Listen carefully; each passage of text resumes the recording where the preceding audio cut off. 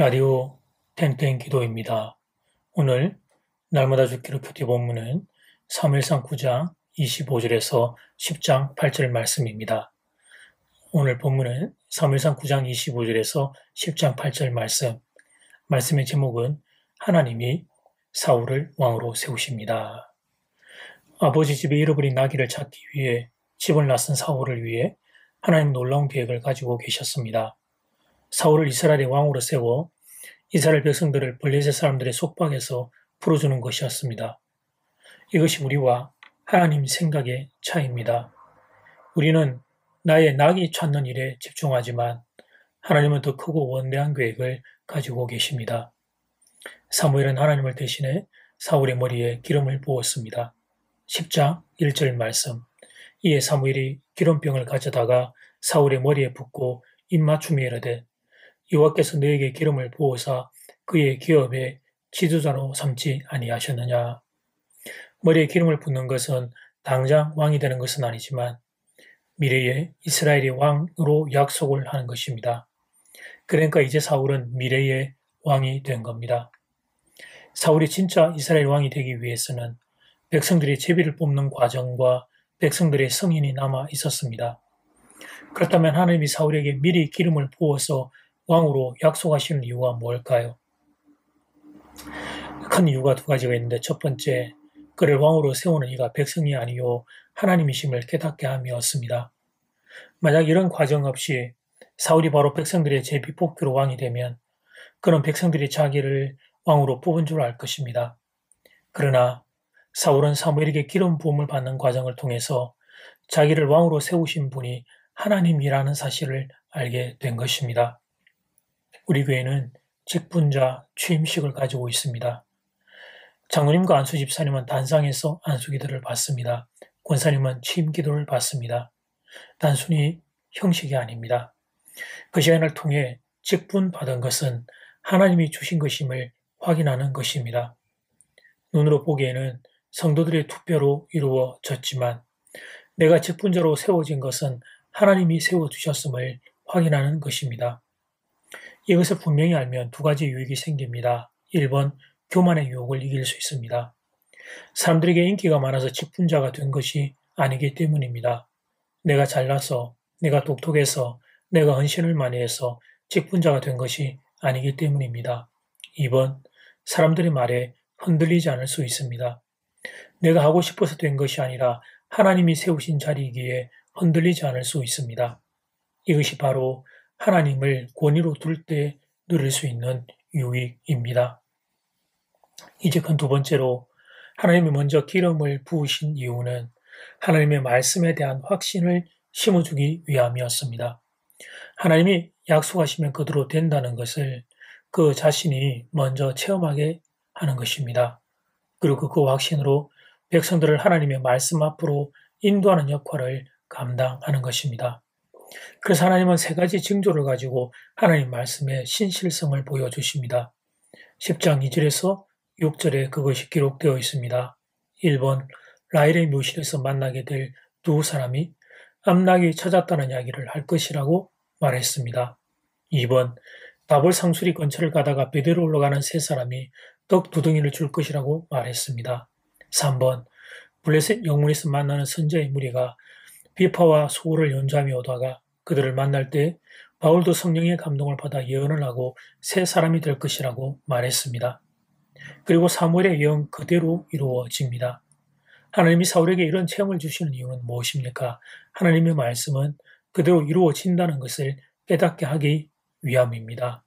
10장 7절 말씀, 이 징조가 너에게 임하거든 너는 기회를 따라 행하라 하나님이 너와 함께 하시느니라. 사울의 마음을 강하고 담대하게 하십니다. 말씀을 따라 살면 된다고, 나 여호와가 너와 함께 있다고 격려를 하십니다. 왕의 사명을 감당하는 것은 그만큼 힘든 일이기 때문입니다. 정확하게 말하자면 왕의 자리에서 백성을 말씀으로 다스린다는 것은 그만큼 힘든 일이기 때문입니다. 사사시대 이스라엘 백성들이 어떤 사람들이었습니까? 각자 자기 소견에 옳은 대로 행하는 자들이었습니다.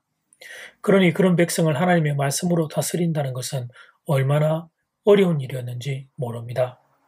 이 사람이 이런 말을 합니다. 저 사람이 저런 말을 합니다. 여기저기서 사람들이 수군수군 쉴 새 없이 왕을 비난하고 조롱합니다. 하나님의 말씀은 귀찮다고, 하나님의 말씀은 구닥다리라고, 제발 좀 이제 하나님 말씀 그만 좀 말하라고 여기저기서 반대를 합니다. 그러니 이런 백성들의 수많은 반대를 무릅쓰고 하나님의 말씀으로 다스린다는 것은 쉬운 일이 아니었습니다. 백성들을 위한 사랑의 결정임에도 불구하고 어리석고 교만한 이스라엘 백성들은 왕이 지시하는 말씀의 원리를 거부할 것이었습니다. 그래서 하나님이 사울을 왕으로 세우시기 전에 말씀에 대한 확신을 먼저 체험하게 하십니다. 하나님의 말씀은 그대로 이루어진다는 것을 경험하게 하십니다. 이 확신이 있어야 왕의 직분을 제대로 감당할 수 있기 때문입니다. 말 안 듣는 이스라엘 백성을 말씀으로 다스릴 수 있기 때문입니다. 우리도 동일합니다. 이 세상이 하나님을 얼마나 무시하는지 모릅니다. 사람들 각자 자기 자신이 신이 되어 살아가는 세상입니다. 이런 세상에서 말씀을 따라 산다는 것은 확신이 없으면 불가능한 일입니다. 그럼 오늘 이 시간 여러분의 마음에 하나님의 말씀에 대한 확신이 자리하게 되기를 바랍니다. 하나님의 그런 은혜를 여러분에게 공급해 주시길 주님의 이름으로 축복합니다. 이제 첫 번째 기도 시간입니다. 받은 말씀과 개인 기도 제목을 가지고 함께 기도하는 시간입니다. 이 시간 다 함께 마음을 모아 주님 앞으로 나아가겠습니다.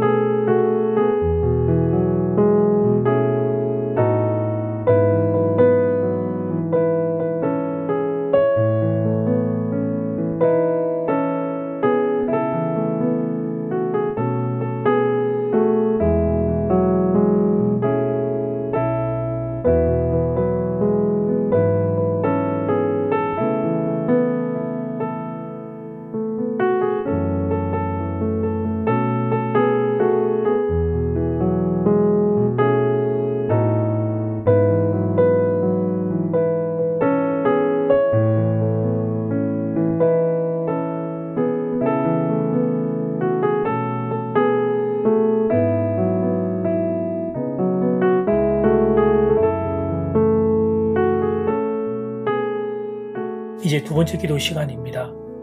왕의 사명을 감당하는 것은 그만큼 힘든 일이기 때문입니다.